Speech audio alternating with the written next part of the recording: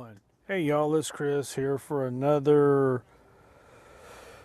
Daily Gab.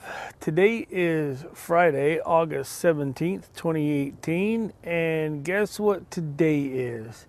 Today is the start of high school football. So, what's going on today in high school football? Well, over on It's Yuba City, I posted something earlier about it because I put a quick little thing together to let people know. So basically, here's what's going on. You've got Nevada Union coming down today to play the Honkers over at Honker Stadium. So you know how the guy says the Raiders? Well, I'm gonna have a little fun and say the Honkers. I know it's stupid, but so yeah, we're gonna have that today. We're gonna have River Valley's heading down to Woodland to play Woodland today. What are they called? The Woodland Wolves, I think is what. I don't even know what the hell they're called anymore. But either way, they're heading down to play Woodland today. I think let's see, Lyndhurst I believe is playing like Miraloma or something, and I believe Marysville is going to play Natomas. Now, from what I understand, there are some scrimmage games going on this week for some teams, because their season doesn't start until next Friday. That would be the Sutter Huskies, the Live Oak Lions, and the Nicholas Spartans. Now, of course, there's football on the other side of the river, and I did talk about Marysville and Lyndhurst just because, well, I did. I don't know what's going on with Wheatland. I didn't look them up. But now, after this, I probably will not be talking too much about football on the Yuba County side of the bridge just because, well, I want to talk about it on this side of the bridge, mostly Yuba City High School, because that's kind of not my alma mater, but it is my wife's alma mater and both of my boys. So I'm actually hoping to head over there today. Game starts at 7:30, the varsity game. I'm hoping to head over there today and maybe take the camera and take some photos and have a little bit of fun. But either way, that's today. Oh, and I'm sure you guys noticed, those of you who actually watch this or listen, new intro today with some new music. New outro today, if you get that far. New outro with some new music. So just trying to play around with it a little bit. I'm hoping to come up with something new to put in the middle too. Something for the audio version as well as the video version when I do the video version. So just thought I'd let you know. Yeah, I am working on some new stuff, playing around a little bit, having a little bit of fun. I probably did it because I was messing with some video stuff today anyway. A little bit for someone who's campaigning for city council. They haven't seen it yet because I haven't released it yet, but I'm still working on something. And then I've also worked on some stuff today for my wife's Mary Kay business, and I've got some more stuff planned for her as well.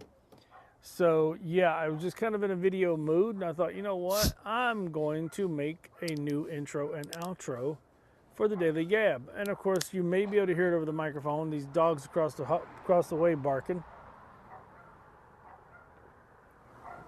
And it's like, okay, put them in the house and shut them up. Nobody wants to hear that. Well, some people might like hearing dogs barking. I don't. Just because it can be annoying. But either way, so yeah, it's been a pretty quiet day otherwise. I did a Facebook Live on It's Yuba City this morning, talking a little bit about football today. Had a couple folks come on and chit chat. We are talking about football today because, well, football is starting, and I'm kind of happy about that, to be honest with you. I'm looking forward to high school football. And not for any, I mean, I don't have a kid playing, I don't have a kid in the band, I don't have a kid that's a cheerleader. I'm sure I've got friends that have those, but I don't have anything going on. I mean, it's just that I spent way too many years at Yuba City High School as either the band booster president, the athletics booster president, or in some capacity doing something, working with drama, whatever. So I spent a lot of time at that high school, and you know, I still got a little bit of a soft spot for them. So, and being a photographer, I do want to work on my sports photography, and I want to work on my nighttime sports photography, and that's a little harder because you're dealing with, you know, a little bit different exposure settings because it's, you know, as the lights come on, it gets a little darker. Those lights are not necessarily the best lights to shoot under. Then you're having to work with higher shutter speeds because you're trying to freeze the action. But then you're having to work with higher ISOs, so you're trying to not get too high so you get a lot of grain in it. And you're trying to work with, the aperture to try and keep as much light coming in as possible, but not too much. And it's just a big nightmare when you shoot manual to try and shoot a football game, especially as things will change. Because like right now we're looking at a blue sky. It's nice and warm out here. The game starts at 7:30. The sun will still be up a little bit. Now, as it starts to go down, we're getting to get into that really good, what they call the golden hour. That really good time frame for light, natural light for shooting. Well, and it depends on what I'm going to shoot during those times. I mean, am I going to try and shoot the crowd? Or am I going to try and shoot the cheerleaders? Am I going to be on the visitors' side trying to shoot the field? And it depends. And then once the lights come up, I've got to make my adjustments accordingly for shooting the field, the cheerleaders, the crowd, the snack bars, or whatever I'm going to do, the scoreboard. I mean, whatever I'm going to shoot, I've got to prepare for that. That's assuming I go tonight and shoot. I haven't decided if I'm going to go yet or not. But it is something I'm looking forward to, and I think it'll be a lot of fun doing some sports photography. I haven't done any of that in a while, so I definitely want to try it out. Let's see, what else has been going on? I mean, I've been on Facebook back and forth, but haven't really looked at a whole lot. Been on Instagram a lot, but haven't really noticed a whole lot. Been working on some new videos and posting them up on One Eye Blind Media on Instagram. Working on some other video and photography stuff, and then it's like today I was going to shoot, I actually set up my camera, I was going to come out and shoot the green screen video that I actually shot the other day, but I didn't like the way it came out, so I was going to try and reshoot it today, except I was not going to be using an actual green screen. I was going to be using a blue screen as my background. And I think what I'm going to try and do is I'm going to try and do this so that I can explain kind of the green screen's concept a little bit to folks, so they get a better understanding of how it works with what I do. Where I can take this backdrop, I can set it down, I can shoot the video, and as long as I'm not wearing colors that match that background, I should be able to, what they call, key that background out, and then be able to put whatever I want back there. So what I may do for tomorrow is I may shoot a video talking about it, and then if any of my images from tonight come out worth a darn, maybe I'll put some of those in there. Now, when I do my video of the Daily Gab, if I do one on Sunday, which I may, you never know, then I can put stuff in the background for that too, because I'll shoot on that same colored background. Now, I like using the blue because I like the color, the way it comes out. But then I can also switch over. I do have a green, I have a black, and I have a white, and that kind of thing. So I can key those. I can do those too. And I have a gray, but they're just harder to key those colors out because gray is a more common color in a blend of clothing. White and black are very common. The green is really not as chroma key green as I want. So I am gonna use that one, but I'm gonna work on getting another one, or making a new background that is a chroma key green background that may work better. Now, one of my plans was to take over my kid's room now that he's moved out. He has one wall that I really, really like how it's set up, because the wall is big enough to use, but then I've got really good natural lighting across from it from the windows, so I can open the shades and let the window light come in. And then, of course, I can set up lights or whatever I need. But if I paint the wall in the chroma key green, then I have the whole wall to work with. The only thing I have to worry about is if the wall's got any imperfections that may cause shadowing or anything like that and can mess something up. If that doesn't end up working out, then what I may do is go get a new chroma key green cloth and actually put it up on the wall, but then stretch it, get it nice and clean and tight so that it really works well. It's a smooth image all the way across. Now I'm actually going to be working with the Yuba Sutter Political Spotlight on that as well. They have a green screen that they put in the room that they have that they're using for some of the stuff they're doing. And I did a little test with it the other day on just one of their little Facebook Lives messing around. So it's one of those things where if they want to film something and they want to have something in the background that they could obviously not put there, like if they wanted to do something, they wanted to have the White House in the background. Well, obviously, unless they fly to Washington, that's not going to happen. Well, what I can do is let them shoot whatever video they want to shoot, and then I can put it in there for them. Or I can shoot the video for them and then put it in there. Either way. So I mean, it's going to be interesting messing with the green screen stuff, and I think it'll be interesting if I get a chance to show it to you guys as well. So, wow, we have not been here even a full 7 minutes, and it feels like I've been talking for 20. So, but yeah, that's kind of the deal right now. I mean, the biggest thing for me, I mean, this is obviously, the last day of the first week of school. So I'm hoping all the kids have had a good time getting, back into the swing of things and got their schedules. And, for the younger ones, got to know their new teachers and, meet friends and, make new friends and all that good stuff. And, so I mean, next week we get into week number 2 and then we start the countdown. I think we're only 18 or 19 weeks from Christmas. And it's interesting too, because you start looking at now, okay, what are the things coming up where the kids are not going to be in school? So we know they're not going to be on there on the, the first is I think on a Sunday or a Saturday of September. So the 3rd of September, they'll be out of school because that's when Labor Day is observed, right? The first Monday. So they should be out of school that day. They'll probably be out of school, I think, maybe Columbus Day, something like that in October. November, they should have Veterans Day, which should be the 11th, unless the 11th falls on a weekend and it's recognized another day. I'm not looking at a calendar, so I don't know for sure. And then, of course, they'll probably have the entire week of Thanksgiving off. And then I think they have, I don't know what the last day is before Christmas holiday, but they end up with 3 weeks because they get the week before Christmas, I think, or a few days before Christmas, all the way through the week of Christmas and then the week after. So they don't go back till the 12th or something of January.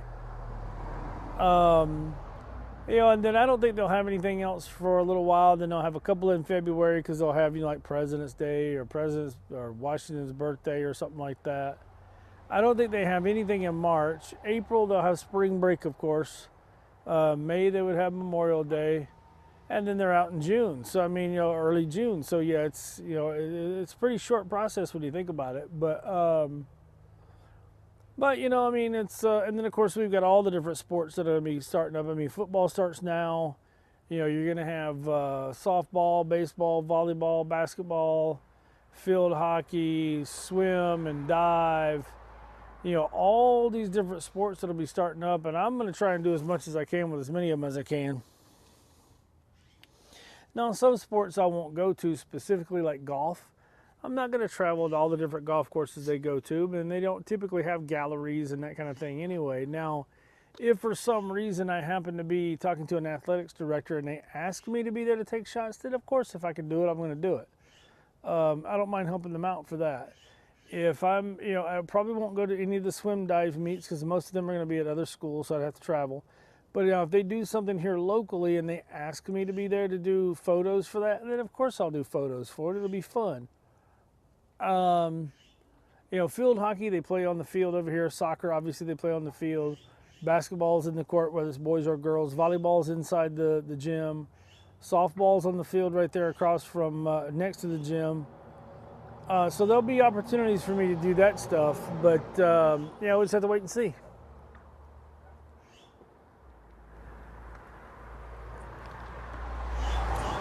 And I'm also hoping to be able to do, a little bit more with the band, shooting some photos of them.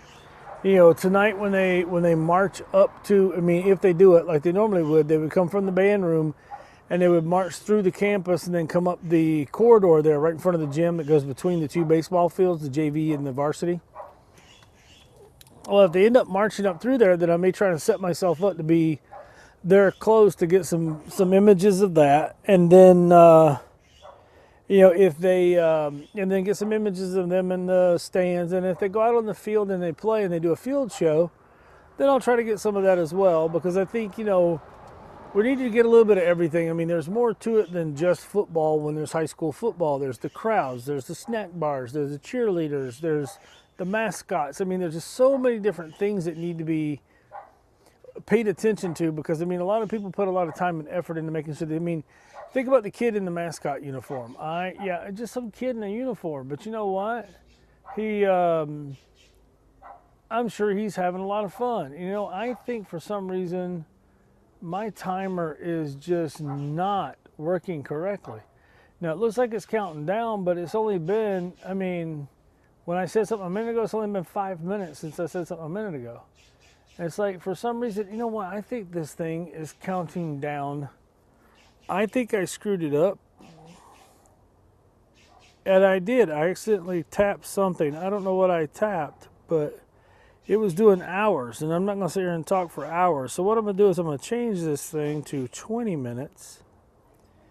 And we'll just, you know, if we're a little short, we're a little short. There we go. Now we're counting down correctly. I looked over at it and I'm like, 23 hours. What the heck? So somehow or another, I accidentally touched it and made some stuff change. So now we got about 20 minutes. So that's a little bit better. So you know what I mean? It should be a great weather for it tonight. I mean, what's nice is there's a slight little breeze. It has been cooling down a little bit in the evenings. Not crazy cooling down, but cooling down a little bit. So it's been kind of nice. I mean, I remember being at that field for football games, man, where you're up there shivering. It's so daggone cold. So, you know, as we start getting into, you know, October, November, and all that kind of stuff. So, should be interesting. You know, I'm looking forward to what games we'll have next week. You know, who's going to be home, who's going to be away. I think one of the things they tried to do with the schedule this year a little bit was, I think they tried to make sure that Yuba City and River Valley were not playing home games on the same night, so that people could choose whichever one they want to go to. Now, I'm sure there's going to be some overlap, and they're going to do that. And then, of course, I'm curious as to when the Mayor's Cup game will be. I was hoping to put a project together for that may have to wait till next year's game. I was hoping to do it this year, but I've got to have some discussions with the school district, the administrators at the schools, as well as the locations where I want to do this stuff, and some of the businesses I'd like to get involved, and you know, and some of the other things I want to try. So that may have to wait at least one more year, because I have too much going on anyway. I've got, well, actually, I'm going to be talking about that in September at a meeting with the Downtown Business Association on the 13th. But then I have another meeting on September 7th with the Friends of the Fair Foundation to talk about another big project that we're working on, to bring a big project here to Yuba City. Or to, you know, to basically to Sutter County, because we want to do something big there, that we can hopefully make it something that the community would, you know, enjoy, and the community be able to come out to, and you know, we help out some certain charitable organizations with certain things, and then I've got I think it's next Saturday. I've got an event in Rockland I got to go and shoot. I've got another event coming up in September in Sacramento, and then another one at the Yuba Sutter Mall. And then October, I think I've got 2 events I've got to go and shoot, plus a big one in Citrus Heights. I've got another big event coming up in November that's going to be at the Yuba Sutter Mall. I'm probably going to be there shooting. You know, so there's a lot going on, and it's starting to get busy, which is great. I love it because it keeps me occupied. You know, because I can only sit around the house so much. Otherwise, I'm going to keep getting bigger, and I'm literally going to sit around the house. You remember that joke when you were a kid. So, you know, it's just one of those things, you know. You got to do what you got to do. So, but, yeah, I mean, I do hope that you guys, I mean, if I get this out early enough and get this posted early enough, you guys hopefully will hear it and know about what's going on. But hopefully you guys can make it out. You know, if you can't make it out to tonight's game, I get it.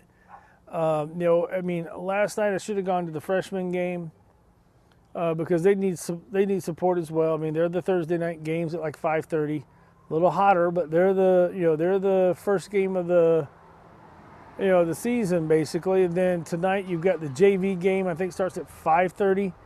The varsity game at 7:30 over at Yuba City.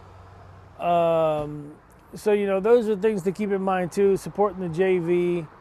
Of course, don't eat dinner before you go. Go and support, the snack bars there. You've got the athletic snack bar on the home side, and I'm assuming it's still the band. When I was there, I got the snack bar on the visitor side set up for the band to use.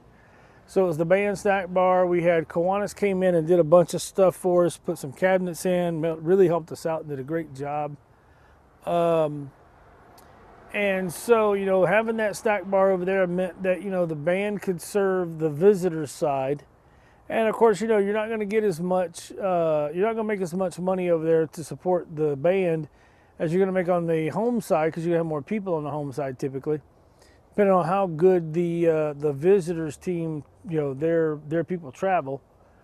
But it was good to have food over there and be able to help those people out and being able to raise money for the band.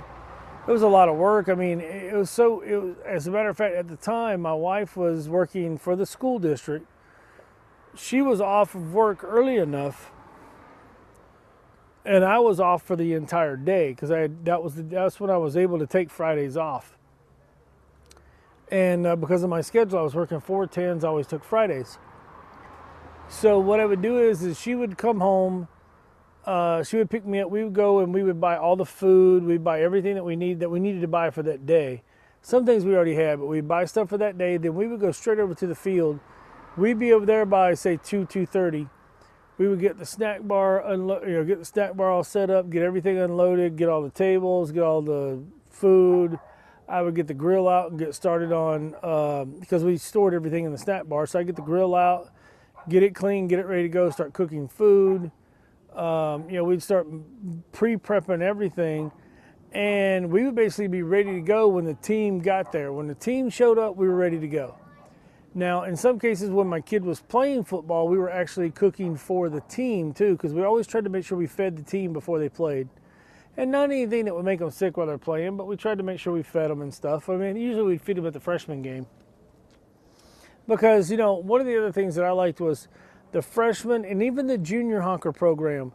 Those people would always come to the freshman games, and then the freshmen would always come with some of the junior honkers too, would come to the JV and the varsity games. Because I think that's one of the other things that has to happen with these programs. And I'm going to talk with the junior honkers again. I may try and get over there and do some photos with them if they're okay with it. And maybe even help them out by working the snack bar or grilling for them or whatever the case. But, there needs to be a smooth transition and a partnership between junior program and high school program, so that as kids are moving from, the little junior peewees, which, basically the little bobbleheads, all the way up through varsity, they know the coaches, they know what's going on, they work together, they use the same program, at the junior program as they do at the high school program, and the kids are already learning what they need to do by the time they get into varsity. And, or by the time they even get into high school playing freshmen. And, they just go through the program and they go through the motions and they understand, the processes, the plays. But then there's also that pride in, representing the school and representing Yuba City. And, and that's one of the things I have to say it was really cool about, at the time the administrator we had when I was there doing the band and the football, I went to the principal and I said, hey, we have a problem. The transportation department is charging us way, way too much money to take a bus from the high school to these different band competitions where we'd play, they would march or whatever. And I said, they're charging us way too much. We can't afford it. And, the band boosters is only raising so much money. We can only do so much. And we were trying to raise money for uniforms too, as well as instrument repairs and that kind of stuff. So the principal at the time said, I tell you what, how many competitions do you guys do a year? So we did like 4. And I said, the thing you got to understand is we're representing Yuba City when we're out there. Our kids are very good. They're very professional.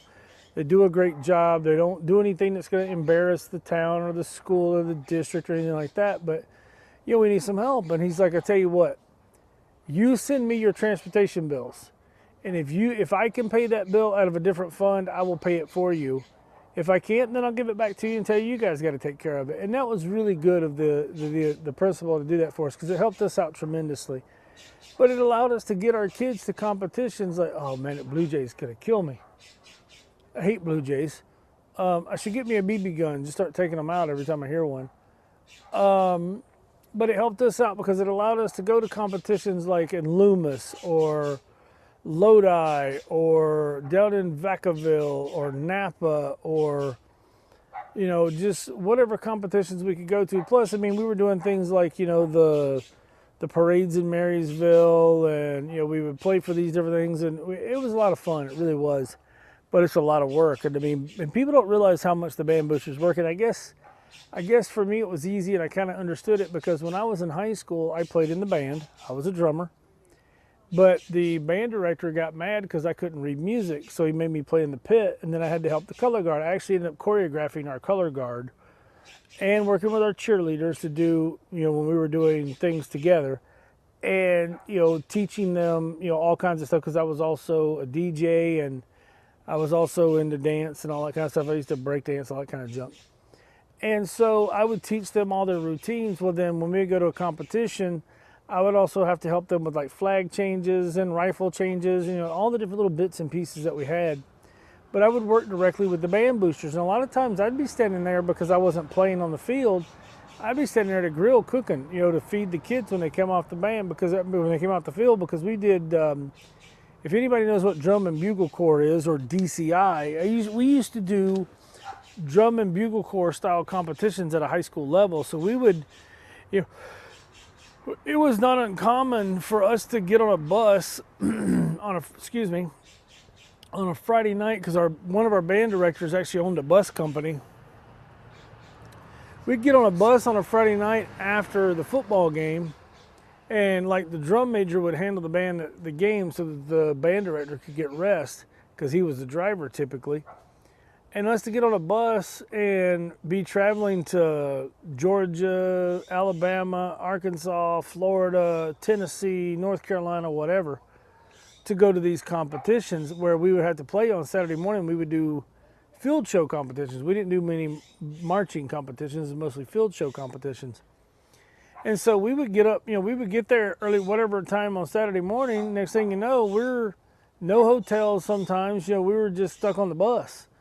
And so, we'd all change into our uniforms, get out, do our competition, go sit in the stands and wait for the awards and have fun and do all of our stuff, eat food, jump back on the bus and get back and start heading back. And sometimes we wouldn't show up till late Sunday night, especially if we had a 2-day competition where we had a march and a field show competition.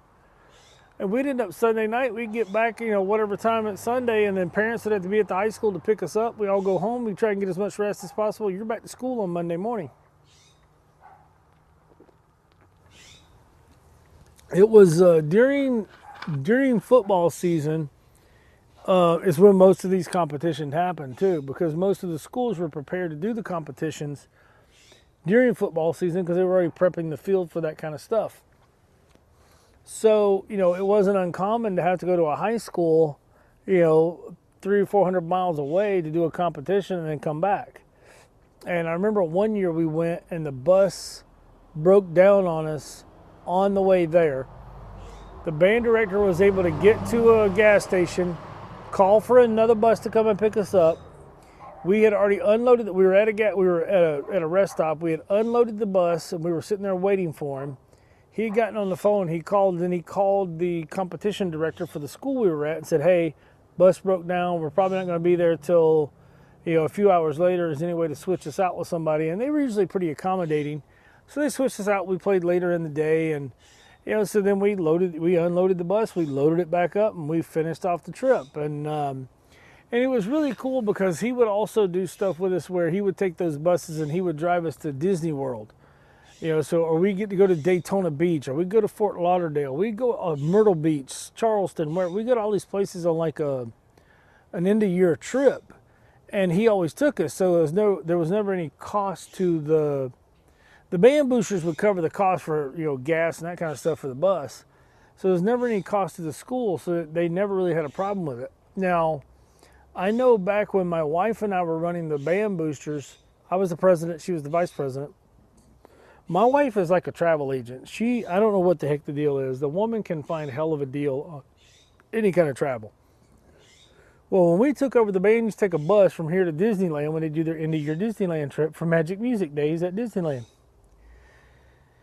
And we were like, well, that cost is ridiculous. And those buses, what they call a charter bus that they have for the district, it's not a charter bus. All it is got bigger seats in it and a DVD player. Those things are only made to go about 150 miles. They're not made to drive all the way down there. So we flew the kids down. Got a charter bus down there to take us to the hotel. We got a great deal on hotels. So our kids were refreshed. They were ready to play. They had a lot of fun. And then, then transportation got mad because they weren't making any money anymore off of us, and they stopped it. I hate transportation because of that. But so I mean, we had it down. We flew our kids down most of the time. My wife and I would go down a day ahead of time, get to the hotel, make sure all the rooms were ready.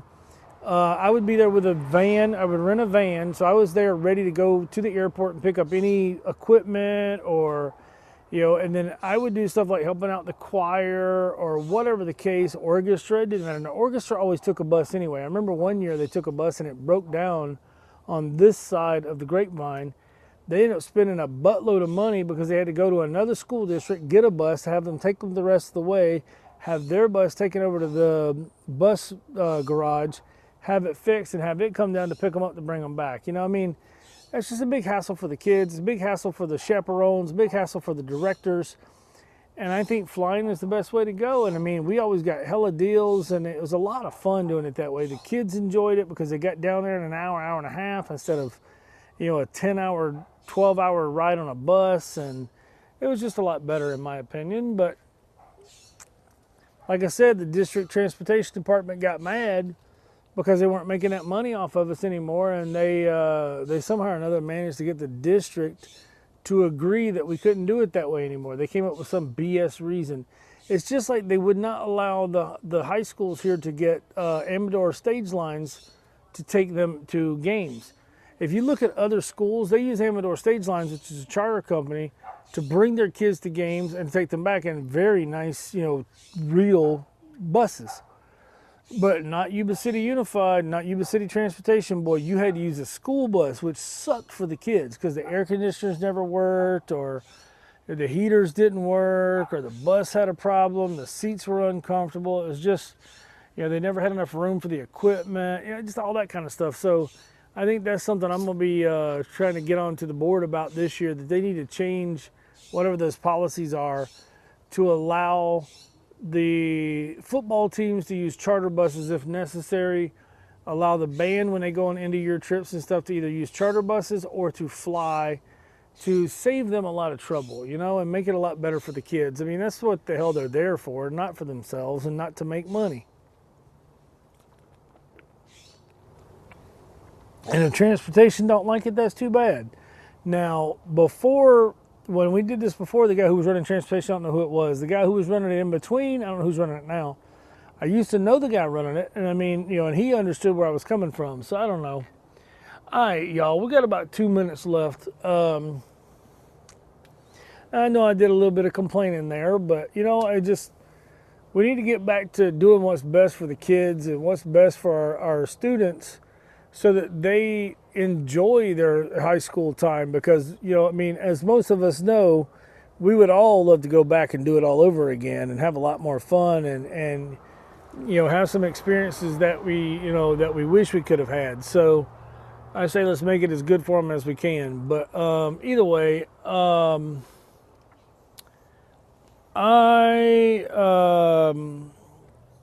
am sitting here looking. Okay. Had to make sure for a minute there I thought my recorder wasn't recording because I didn't see the little red light on. Usually there's a little red light on and it's not on right now, but the timer's going. So, and I see the,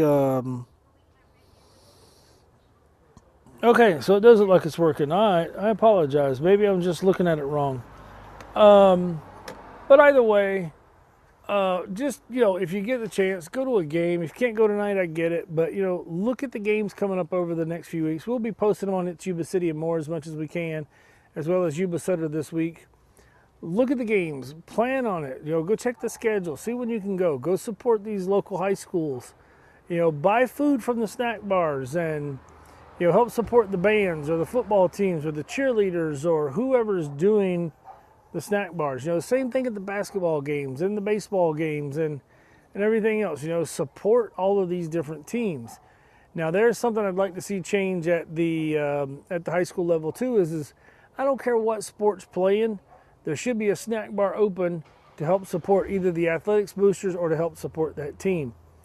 Now, that team could be girls field hockey, it could be volleyball, softball, tiddlywinks. I don't care what it is, what really it is. I don't care if it's the chess club. Try to do what you can to support the kids and support the things that they're interested in, because, that's part of the thing that I see is our community has disconnected itself from our schools way too much, and our schools have disconnected from the community. And we need to start finding a way to pull that connection back and start doing more to support our kids and helping them out, so that, as they move on, they can do more. Hey, there's our timer telling me my time is up, so I better get out of here, huh? So let me see if I can turn that off. There we go. So I appreciate everybody who listened, if you did listen. And if you didn't listen to the whole thing, well then, phooey on you, I guess. I don't know. But I do appreciate it. Don't forget to like, comment, subscribe. And I guess I will talk to you guys tomorrow. Everybody have a good one.